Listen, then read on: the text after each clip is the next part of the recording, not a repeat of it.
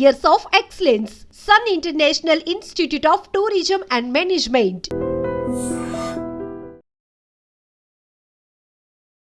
ఈరోజు మనం తిరుపతి జిల్లాలో ఈ సౌండ్ పొల్యూషన్ సంబంధించి గత కొంతకాలంగా స్పెషల్ డ్రైవ్ టేకప్ చేయడం జరిగింది. ఎక్కడైతే ఈ ఆటోస్కి కావచ్చు, వెహికల్స్కి కావచ్చు, ఎక్కువ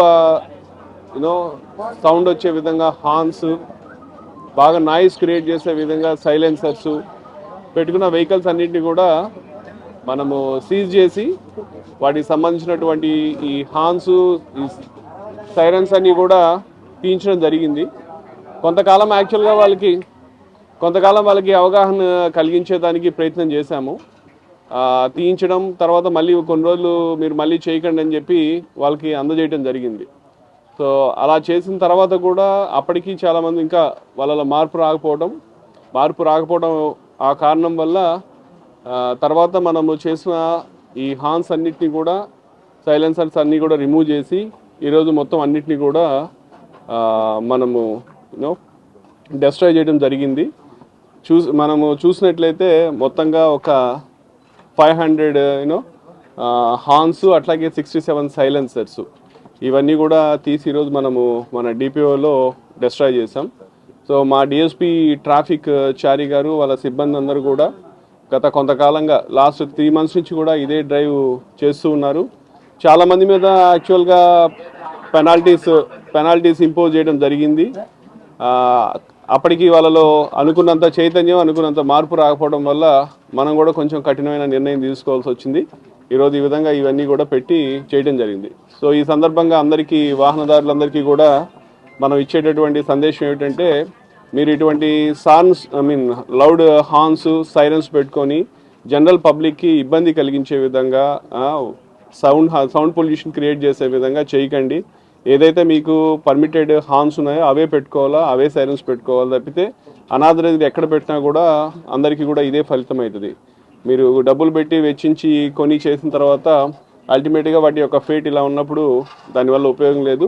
కాబట్టి మనము సామాజిక దృక్పథంతో ప్రజల యొక్క భావనల్ని, వాళ్ళ మనోభావాలు మనం అర్థం చేసుకొని మనం కూడా బాధ్యతాయుతంగా వ్యవహరించాలా. కాబట్టి అందరు వాహన చోదకులందరికీ కూడా మా తిరుపతి పోలీస్ శాఖ నుంచి వాళ్ళకి విజ్ఞప్తి చేస్తున్నాం, ఇలా చేయకండి, చేస్తే మటుకు వాళ్ళ మీద కఠిన చర్యలు తీసుకుంటామని చెప్పి తెలియజేయడం జరుగుతూ ఉంది. కరెక్ట్, వాళ్ళని కూడా అమర్చి ఎక్కడెక్కడైతే ఇవి అమ్ముతారో వాళ్ళని కూడా పిలిపించి వాళ్ళకి కూడా కౌన్సిల్ చేస్తాం, వాళ్ళ మీద కూడా బైండ్ ఓవర్ చేస్తాం, వాళ్ళకు కూడా చెప్పి ఇవి అమ్మకుండా ఉండే విధంగా కూడా చర్యలు తీసుకుంటాం. Thank you. బ్యాంక్స్ సంబంధించి మనము నిన్న అందరు కూడా మొత్తం జిల్లా అంతటా కూడా నేను ఆఫీసర్స్ తోటి, మొత్తం బ్యాంక్ అఫీషియల్స్ అందరితోటి కూడా మీటింగ్ పెట్టడం జరిగింది. దీనికి కారణం ఏంటంటే మనందరికీ తెలిసిన విషయమే, 2 రోజుల క్రితము మనకు హిందూపూర్లో ఒక మేజర్ బ్యాంక్ రాబరీ అయింది. దాంట్లో దాదాపు 11 kgs గోల్డ్ పోవడం జరిగింది. సో దాంతో మనం కూడా అప్రమత్తం అయ్యి మన జిల్లాలో ఉన్నటువంటి బ్యాంక్స్లో కూడా సెక్యూరిటీ ప్రోటోకాల్స్ ఎలా ఉన్నాయి, వాళ్ళ అలార్మ్ సిస్టమ్స్ ఎలా ఉన్నాయి, యాంటీ బర్గ్లరీ సిస్టమ్స్ ఎలా ఉన్నాయి, కెమెరాస్ ఎలా ఉన్నాయి, గార్డ్స్ ఉన్నారా లేదా, లేకపోతే హాట్ లైన్ ఫంక్షన్ చేస్తుందా లేదా, ఈ అటువంటి ఒక దరిదాపు 10 అంశాల మీద వాళ్ళందరితోటి చెప్పడం జరిగింది. అందరూ బ్యాంకు సంబంధించిన వాళ్ళందరూ కూడా చాలా సానుకూలంగా స్పందించారు. వాళ్ళందరికీ మనం చెప్పిన ఒకే విషయం, ఎందుకంటే ప్రజలు ఎంతో నమ్మకంతో బ్యాంకుల మీద వాళ్ళు చాలా కష్టపడి సంపాదించుకున్న ధనాన్ని అంతా కూడా డబ్బుని బ్యాంకులో పెట్టుకుంటారు. సో దానికి మనం ఏదైతే బాధ్యతతోటి తీసుకోవాల్సినటువంటి చర్యలు తీసుకోకపోవడం వల్ల, కొంతమంది నిర్లక్ష్యంగా ఉండటం వల్ల ఈ బ్యాంకులో దొంగతనాలు జరిగి ప్రజల ధనం ఈ దొంగలు తీసుకెళ్లేటటువంటి పరిస్థితి. కాబట్టి దీన్ని మనం నివారించాలంటే ఖచ్చితంగా బ్యాంక్ అథారిటీస్, మేనేజ్మెంట్ కావచ్చు, పోలీస్ శాఖ కావచ్చు, ఇద్దరు కంబైన్డ్గా కలిపి చేస్తేనే మనం దీన్ని నివారించడానికి వీలవుతుందని. జాయింట్ సెక్యూరిటీ ఆడిట్ అంటే అది జరుగుతూనే ఉంది.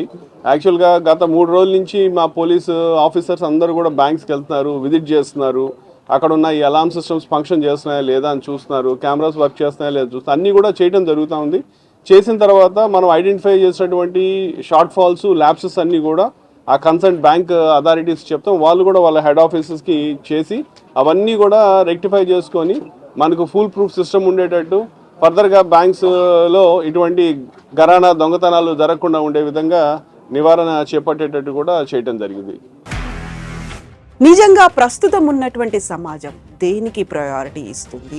ఆర్థిక సంబంధాల చుట్టూ మాత్రమే తిరుగుతోంది. మళ్ళీ ఎన్నికలంగానే చాలా విరక్తి కలుగుతాను.